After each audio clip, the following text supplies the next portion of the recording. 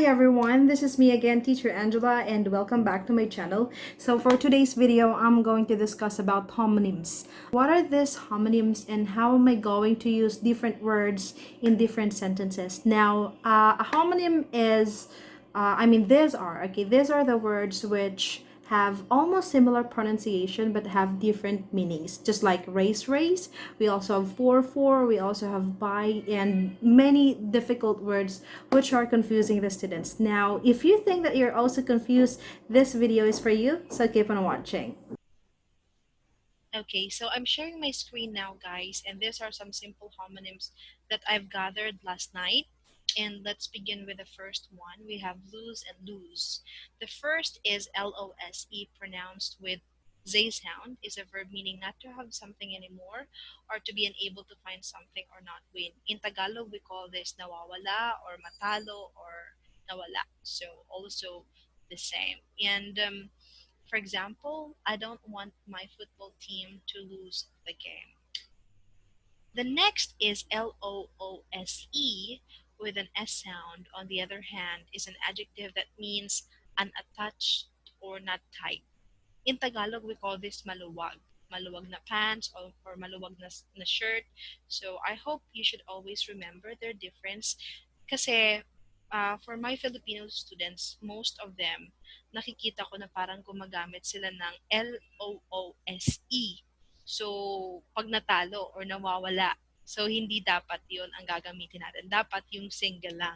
Now, kung dinidescribe mo yung damit mo na maluwang sa'yo or maluwag sa'yo, that's the time you can use loose kasi yun po yung tama. For example, a loose sweater feels very comfortable.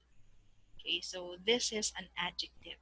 Number two, we have flower and flower.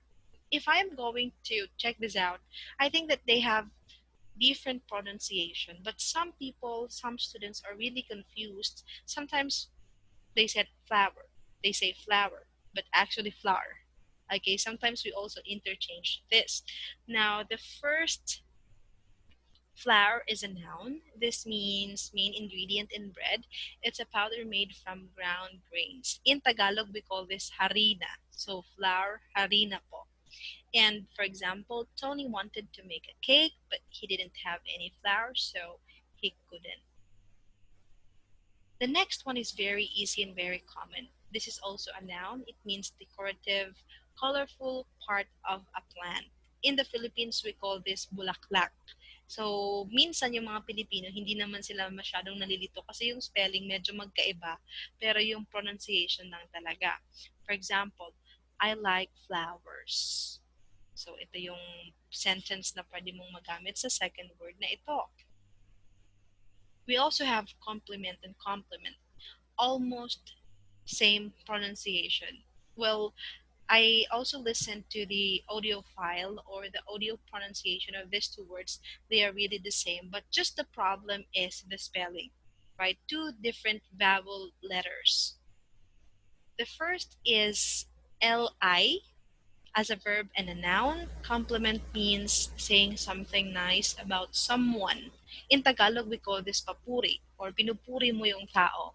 For example, you are beautiful today, or you are handsome today, or you are a handsome boy. So that's a compliment. But the second one is really different. Compliment is when two things go together or complete each other. In Tagalog, we call this kaustuhan, but in other term in English, you can also say match. Match sila. For example, that wine complements the meat dish well. So, match yung wine sa meat or sa meat dish. Number four are bear and bear. So you'll notice that they have really similar sounds but have different meanings. The first is bear as a verb has several meanings including to hold up or to support heavy weight and to suffer or endure difficulties. In Tagalog we call this kaya or kayanin. For example, I cannot bear to see my son in pain. The second one, meanwhile, is an adjective that means naked or uncover, or a verb which means to uncover or reveal. So we call this bear. Parang hubad. Hubad in our native tongue. For example, I bare my arms to show them my new tattoo. This is the verb.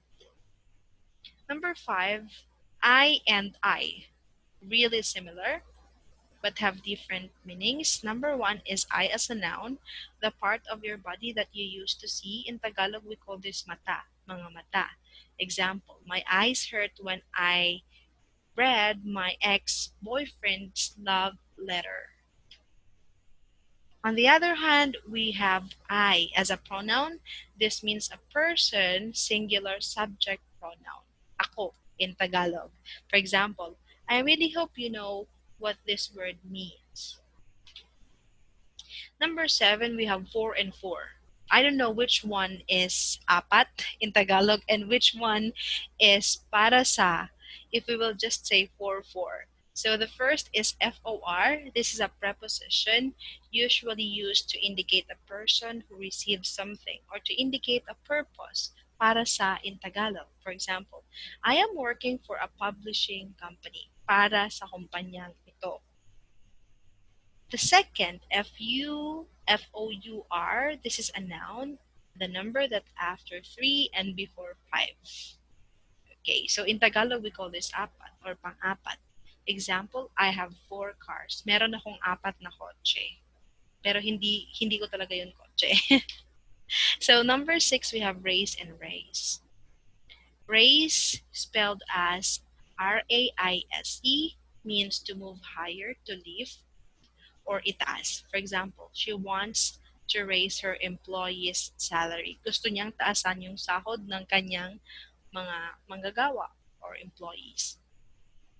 Race, on the other hand, is a competition between runners, horses, vehicles, boats, etc. to see which is the fastest in a covering set course. Carrera in Tagalog. We also have race meaning lahi. So the spelling is just the same with RACE.